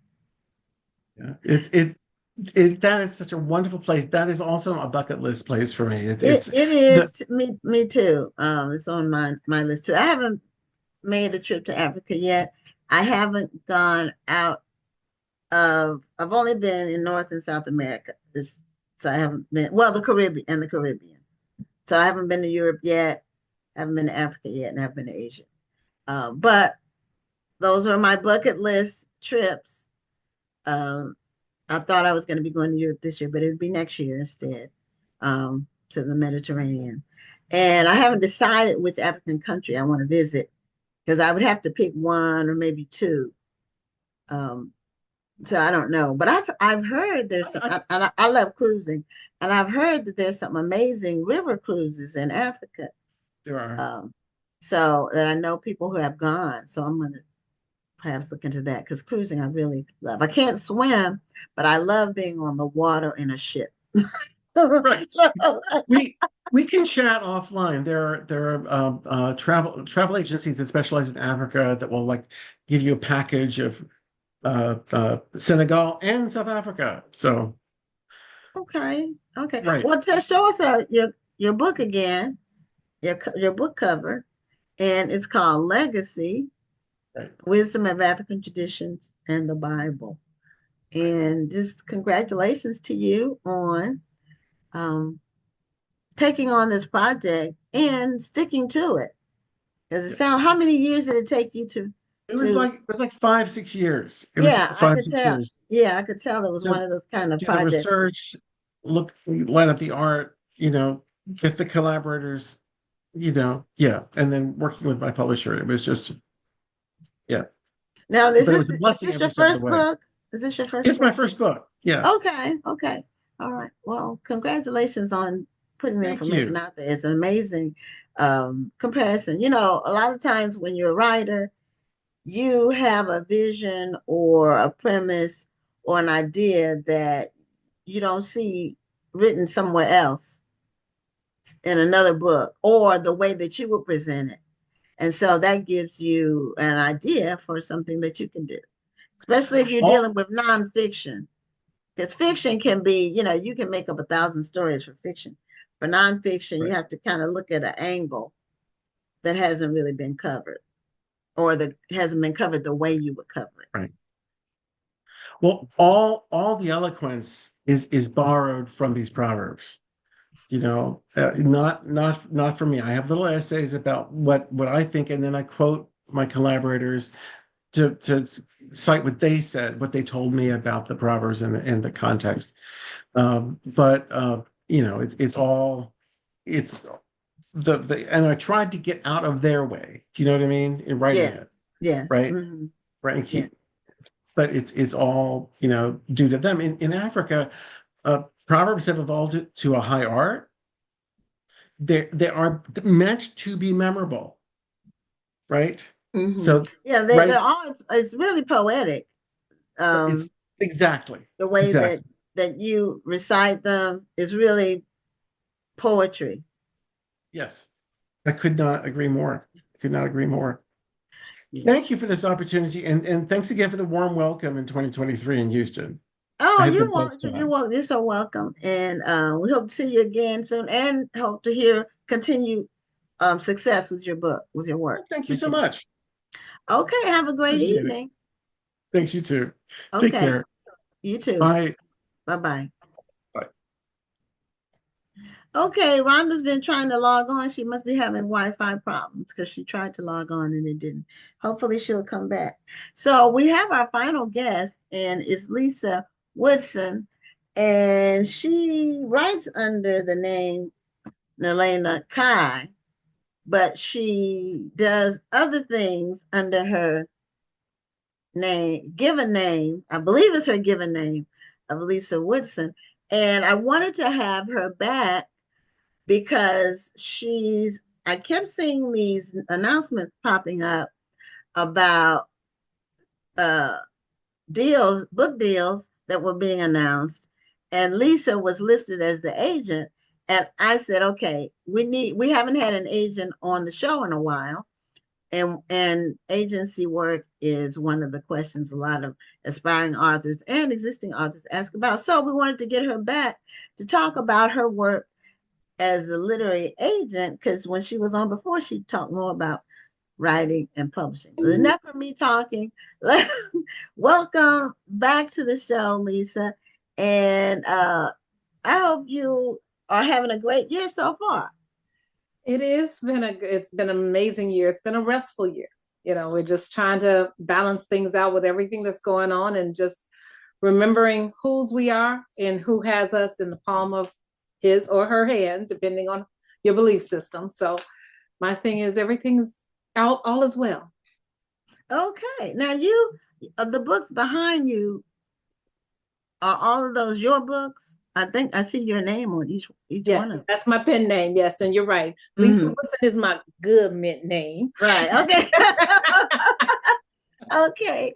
And but the agency work that you do for the Seymour Agency, I believe. Yes, the Seymour Agency. That's your literary agency work. And I don't know if I even knew that you were a literary agent. I knew you were a publisher, you had a tribe, you're an author, but I didn't know you were a literary agent too. Or maybe I did and I just forgot. Or Well, I didn't lean into the literary agent side of my life until like the pandemic hit. I've been an agent for 20 years. I landed my first deal, and the deal for my son, J.L. Woodson, who I think you met when we came to the event in October. Yes. A year ago. And yeah, I've got our deals with Simon and Schuster, and then I landed some deals for people with Harlequin. Because of my event, the Cavalcade of Authors, I had a connection with several acquisitions editors at publishing houses. So I was able to do deals that way. There's some deals that I've made that I'm not even on as agent. I'm like consultant and just kind of walk people in, because that's not where my head was at that time. I was in the author space. I was in the event space, but I've been leaning in on the last 2 to 3 years, been leaning steadily into the agent space. And it's a whole new ball game, with everything that's happening. So yeah. Okay. Well, what types of authors, is there a particular genre that you lean into, or I know it's probably all fiction, but it may not be, so I don't want to speak for you. What types of authors do you generally represent? The genre that I'm looking for from outside of the tribe would be romantic suspense, it would be romantic comedy, cozy mysteries, and domestic thrillers. I hang my hat on those 4. When I first started, I was doing romantasy, I was doing self-help, I was doing a lot of other things. And at the beginning of my career, I wanted to be one of those agents that told people why they did not get the okay or the approval. And some of it had to do with platform. When you're doing self-help, they need to have a platform starting out, because their publishers kind of expect for your first sales to come from your home base. And they're looking at self-help, nonfiction, anywhere from 20,000 to 50,000 flat on IG. And a lot of people who were applying some of them didn't have a platform at all. They were so busy focused on the writing side that they didn't focus on building their social media platforms as well. And that is something that the publishers look at. They don't hire ghosts. They don't acquire ghosts or people that don't have a nice sized digital footprint in that genre.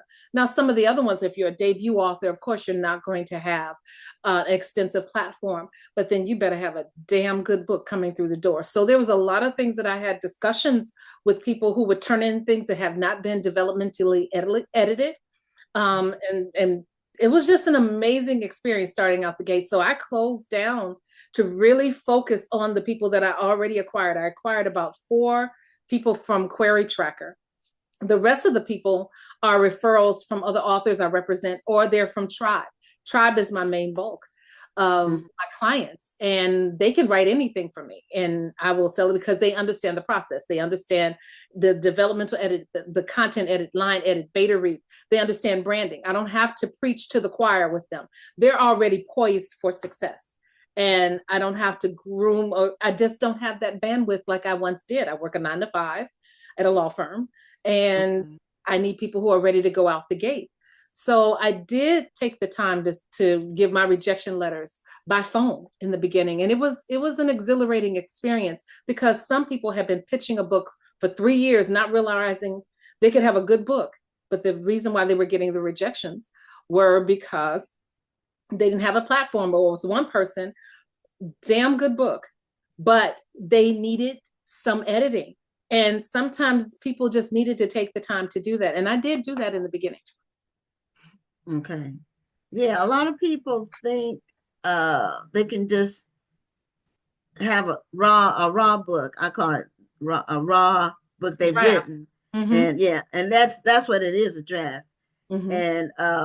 and just somebody will get an agent, and then it'll get published. And people will ask me about agents, and I tell them I don't refer agents. I don't refer people to agents, because if I refer them, that's like I give them my stamp of approval, and I can't do that on something I haven't read. Exactly. And I'm not going to read it because I have my own work I do. I have my own books I'm writing, and I just don't have time to do that. So I'm not gonna you can't just DM me and say, do you have an agent phone number that you can give me? No. They definitely will use your name. And I've called they will. Done that and said, oh, well, such and such said I should. Right. Told me. That doesn't always work, because I will go back and ask. And there was a guy that did that. And when I asked, why did you tell him to use my name? And he says, well, I don't really know the guy. I said, well, then don't tell him to use your name in order to get through the door, because, I think you're vetting this person, and this person is just exactly name dropping. They assume that you've been vetted. I did it with one person. I did one referral since I've been in this space. Mm-hmm. And he got a book deal, but I did it because it was somebody I knew I could vouch for in terms of hustle. Yeah. Because a lot of people just think they can sit back, just hand the stuff to somebody, and they can just sit back and rake in royalties. And this is not the way it works. You have to hustle, or in this, what you're saying, you have to already have a platform. You have to have followers, and followers just means the social media platforms have it set up to where a certain number of people will see what you post on a regular, if you're posting, and you need to be posting something interesting on a regular basis. That's what that means. Mm-hmm. That's what that means. And you need to have some numbers. You need to be able to show, look, I can promote my work to 100,000 people, or whatever the number is, but it needs to be in the tens of thousands. It needs to, like you said, minimum 10, and you were saying 20 to 50. And that's for self-help. Okay. It's a higher threshold for them. And the thing about it is, I realize, people, we have a life. Yeah. I'm an author as well. Yeah. I have a virtual personal assistant, and she keeps my social media up, because I cannot do it all. I had to toe the line. Mm-hmm. We just cannot do it all. Right. It's okay to delegate. Even if you have a full-time job. So you have a 9 to 5. See, I've been self-employed for a long time, decades. Yes, indeed. Yes. So so I wouldn't even know how to work for somebody else. Now I have clients. That's what I have, people I do work for. So I have clients. Welcome back, Rhonda. I was wondering what happened. Something happened to your Wi-Fi. My computer crashed or something. I had to just totally restart. But I'm back now. You froze up. I said, well, maybe she'll come back. Hey, Helena. Yeah, so she's telling us about her work, agency work. Yes. And so people can know what they need to do before when they want to pitch to an agent that they find or are referred. We were just talking about referring people. What are the things that you specifically need in someone who's looking to have you represent them before you even say, okay, we're going to pitch to the publisher? What do you need as an agent? What do you need to see as an agent? Clean up your social media. I had to do that when I was accepted into the mentorship program at the Seymour Agency.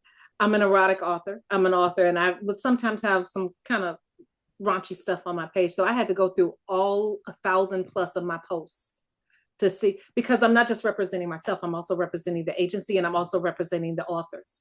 I didn't need anything on my page, even if it was ambiguous or whatever. I could be me. But the difference is, in a professional setting, I had to make sure that my pages, all of my pages, represented me in a light that I could represent other people. So there's a thing that also watch yourself in these Facebook groups. One person, I was really interested in the book. And I called her and she didn't answer, and it was okay. I left a voicemail. But that next morning, I saw her blast an agent in a Facebook group because I was like, whoa, she didn't blast the name, but she blasted their process. And it wasn't the blast that got me. It was the other authors who were trying to explain to her, look, just because she was a Black agent doesn't mean she, is going to connect with your story just because your characters are Black. They were trying to explain that. And her defensiveness in the answers. And I said, oh no, if she can be that way with just getting good, and they were giving good information. It wasn't that they were just talking. They were saying stuff that I would have said. And her defensiveness was like, that way she would also be that way with an acquisitions editor at a major publishing house. And here's the thing. You could destroy my ability to bring other people in. If you leave a sour taste on an acquisitions editor's lips in their mouth, that impacts me bringing other people in-house. I'm not going to let you mess up that part of my process. So I look at how you represent yourself as well. I had to clean up my act, not that I was, hitting stripper poles and stuff like that. But you understand what I'm saying. But watching that, but also to making your story, sure your story is unique. There's nothing new under the sun, nothing at all. But what makes your story stand out in that genre? You understand what I'm saying? You have to tell me and show me with a good hook. There are people who send me like pages and pages of synopses. All I need is a good, tight paragraph or two, a little bit about you. What you send me should make me run to those sample chapters to read what you have and make sure it has a hook, the opening line, the opening paragraph, the opening page, the opening chapter. It needs to be something like, oh yeah, I gotta have the rest of this. You understand? And we get hundreds. I had about 80 submissions. Out of those 80 submissions, only 4 people made the cut. Okay, so it's a very competitive process. It is. It is. And it's not because we want to be able to pick up everything. But we also have to know that when I'm throwing something at an acquisitions editor, I got to throw my best because I want them to pick that up. I want them to pick up the next thing and the next thing. I want anytime they see my name, they click open because they know I'm bringing some good stuff. Right. And a lot of people don't realize the agent doesn't get paid unless they sign somebody.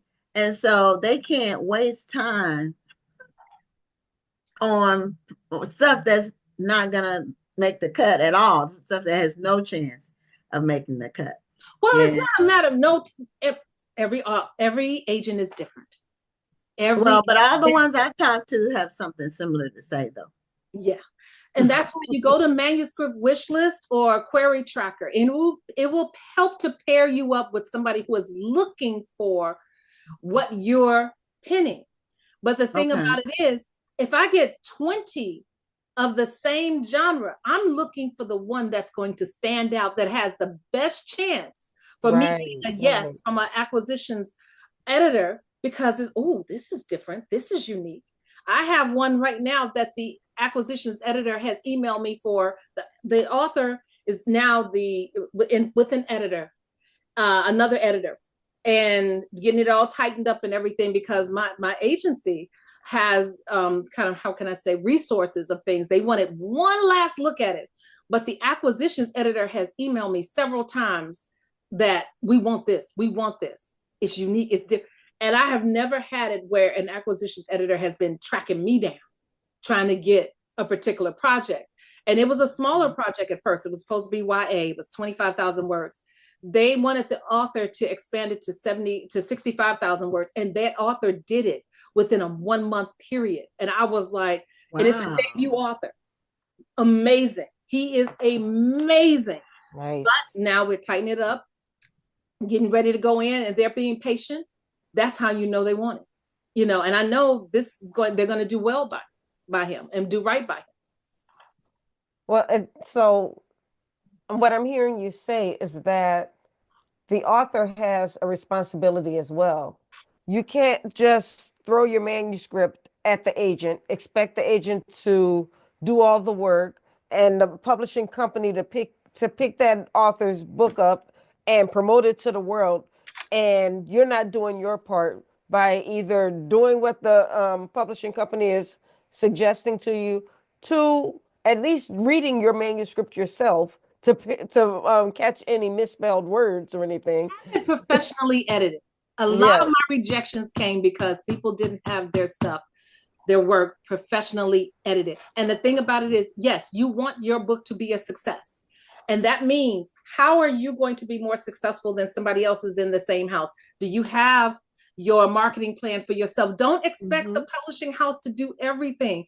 You need to be working in tandem with them for your success, because when your sales kick in, that means, what is that? She who makes the goal makes the rules. That means you're making them money. That means you get some perks for some other things with your next book and the book after that. There's a lot going into it. Don't just rest on your laurels when it comes to that. Yes. Get yourself a publicist if you have, or PR. There's places that you can market and promote your book for little of nothing. Do some Facebook ads, do some Amazon ads, do whatever else can give yourself an edge. Make sure you're in some of these readers groups. Make sure you're part of, what is it, Black Fiction Addiction. I think you even do a mailing list as well, Gwen. Yes. You know, they can pay. And you've been in this industry for 20 years, which means you have avid readers on speed dial, as well as AALBC. If you're Black authors, Black Fiction Addiction, AALBC, Black Authors Matter, you know, Cush City, all of these things that you can do yourself, especially if you're a Black author. Some of these publishing houses, they know, they have social media teams. They know how to work the digital footprints of getting your book out there. But you got to understand, who is their audience? Who is their audience? You've got to make sure your book connects with our audience. That means you're going to have to spend a little money. That means you're going to have to spend a little time. Yeah. Well, you're investing in yourself, and you have to be willing to do that. If you want other people to invest in you, you have to invest in yourself. Yeah. But with that said, though, can you talk a little bit? You're in the groups just like I am. And you hear people saying all the time that they want an agent, they want a big book deal. But can we talk about what an agent does not do? Because sometimes people go into a relationship with an agent expecting certain things when they don't realize what an agent actually does. What we do is we talk with you to see what your goals and dreams are and your aspirations. Some people come, oh, I want to deal with Simon & Schuster, or I want to deal with this house. Come with your targets in mind. What books in your genre have made it to the top of the food chain? Watch those authors. See what the publishers have done for that. Did they send them on tour? Did they do certain things, put them in certain magazines? All of these different things.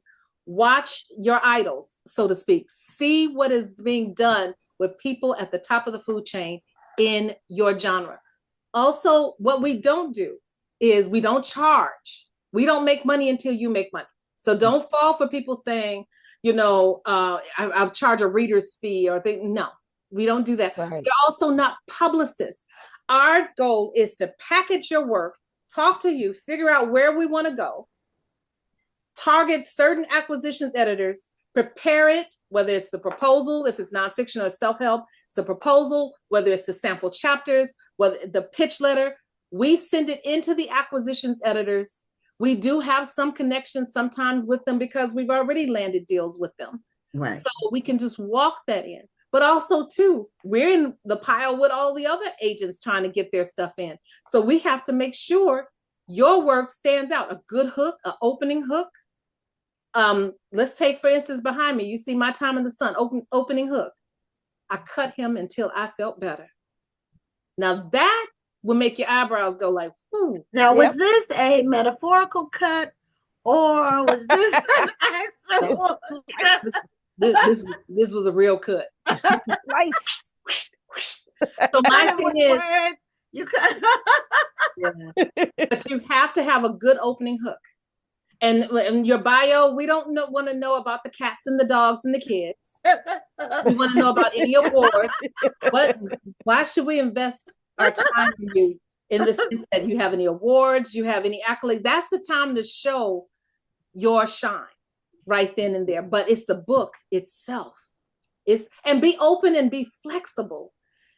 I say this all the time. Do not give us the book of your heart. If it's a book that you have and it's here, it's almost like how you say when you clutch a penny so tight, Lincoln starts crying. If that's the way you feel about your book, don't give it to an agent, because when we give it to a major publishing house, number one, we are going to have some suggestions of changes. Then they're going to probably have some suggestions of changes. But if you're so here and you go back and forth with them about the work, you become difficult to work with. Remember, they believe, whether you feel it or not, they believe they know what's best for this book and how to position it to get sold, because they don't make money until that book sells. So they're positioning it to sell. They're not cutting out chapters or cutting this, that, and the third, or revising stuff just to hurt you. No, they're not trying to, unless it is something you absolutely cannot live with. And that's what I say when I look at contracts. Is there anything in this contract that you cannot live with? That's the thing. That's when you know you can walk away and say, well, hey, this, that, but not if it's changing some words here or there, or getting it edited properly so it can fit whatever genre that we're trying to sell. You might have wanted book club fiction, but it may need to be commercial fiction, or, maybe need to be a rom-com. You understand what I'm saying? So they know it on their end. That's their job. Let them do their job. Wynn just said bye. No, to be honest, my nose was itching and I didn't want to do it on screen. Okay, let's just all do it. There we go. We can all do it together. Yeah. That was it. I tried to hold out, but sometimes when something you gotta scratch. This is true. Don't let it be when you're sleeping though. Because then you get it and it feels good. You wake all the way up and you can't go back to sleep. The Social Book Club made a good point. They said they like a little info about the author because it makes it relatable to the reader. So I tell authors all the time to be social on social media, because often readers like to feel like they know the author, especially when they really like the book. They want to be able to engage with the author. The late, great Eric Jerome Dickey, he was always on social media. Oh my God, yeah. He'd be cracking jokes. I remember one time he was making comments about the Soul Train Awards. This, of course, that was a long time ago. But the fact is, people want to feel like they're buddies and they're friends with their authors, with the authors. Like to read. Also boundaries, because sometimes readers can go in the opposite direction and become too familiar, and they can have a certain level of expectation, and when you don't meet it, then they get ticked off, and all of a sudden you're getting bad reviews. And have a certain level of boundary. Like for me, people can probably tell when it's me posting some things, but my VPA, and if you need a virtual personal assistant, you can hit me up, because this woman, Angela, is amazing. She actually only does my clients in tribes, but she has some openings. But she keeps us, I don't know sometimes what she's posted, till all of a sudden I start seeing some activity. I'm like, ooh, let me go see what she posted today. People get all see what I said. Let me go see what I said. Yeah, right. And the thing about it is, she understands. She understands the algorithm, when to post, and then if we need new material, she'll come to us for that. Keeping your digital footprint hot is very, very important, because they will look at that. They will look at that. And I've had that happen to me, that there are some people got rejections. They love the book and they say it's a little too early in her platform, or a little too early in this platform, or they need more. I get those rejections. So I'm not saying it to be funny or just make things hard. I'm just telling you how it is. Yeah, some people will say, and it depends on what you do for a living, or the industry that you're in, or you're trying to break into. They'll say, I'm not on social media. Well, the problem with that is that's where the people are. So if you're not there, then how do you connect with people? You can't physically meet all the people that you can connect with via social media. And social media is connecting people with similar interests. Exactly. But with that being the case, though, know where your audience is, because different audiences are on different social media platforms. So if your audience is skews to be younger, you might not want to be on Facebook as much. Or you can be on Facebook, but maybe you're advertising more on TikTok or Instagram because your audience is there and not so much on Facebook. You could be advertising your book on Facebook, but if all your friends are 50 and older, but you're writing to a 20 and 30-year-old demographic, they may not be resonating. Your book may not be resonating with them. And Facebook is old trend older. It doesn't have to be old, but it trends older because we can my see daughter says old people are on Facebook. They do, but we look at I guess, and when you're young, when you're in your 20s, everybody's old. 30 something is old. So, but they show you your stats. They show you your insights on who your audience is. So, for example, the book festivals page, and we're close to 100,000 on it. 99.5. Our audience is 70% female. The age is 25 and up, and it gets more. It's the three groups that are the biggest are 35 to 45, 45 to 55, and 65 up. Those are the people who are in their higher income years, and that's who we want to talk to. Now we are on Instagram, that's growing, but our Facebook page we really invested in. And no, I'm following you guys on Facebook. Let me see if I got y'all on. Is it Black Lives Matter TV? It's National Black Book Festival. Hold on, let me see. Yeah, that's where we do everything from our National Black Book Festival. Black Book Fest? Okay, National Black Book Festival. Now on Instagram it's National Black Book Fest. I'm here. So but on Facebook it's National Black Book Festival. Yeah. So and then it shows you the cities that have the most people that come to your page. It shows you the countries that and we have mostly the United States, but we're also, I think the second one is England, and then Kenya was high on the list. Canada, we have a lot of people in Canada that come to our page.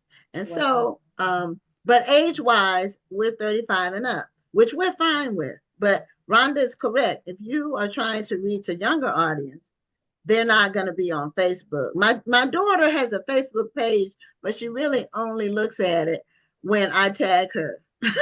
At least she's listening to mama. At least she's doing that. We are almost at the end of our time, Lissa. So let people know if they have a project that they think you might be interested in. How can they reach you? You can go to my website, naleinakai.com, spelled by my name, NALEIGHNAKAI.com.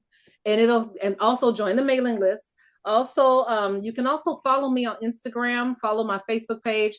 There is a link in my IG page that takes you to my Sociotap and all the places that you can find me.